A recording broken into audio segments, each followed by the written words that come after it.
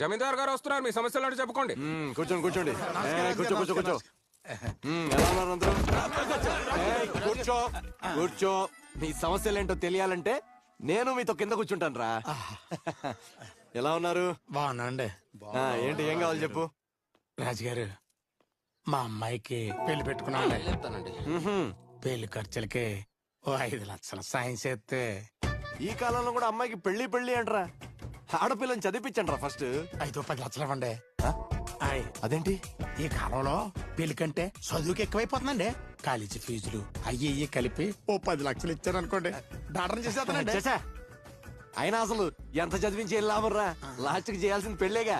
పెళ్లి చేయడమే correct first. జమీందార్ గారు వస్తున్నారు, మీ సమస్యలు చెప్పుకోండి. కూర్చోండి కూర్చోండి. కూర్చో కూర్చో కూర్చో. ఎలా ఉన్నారు అందరూ?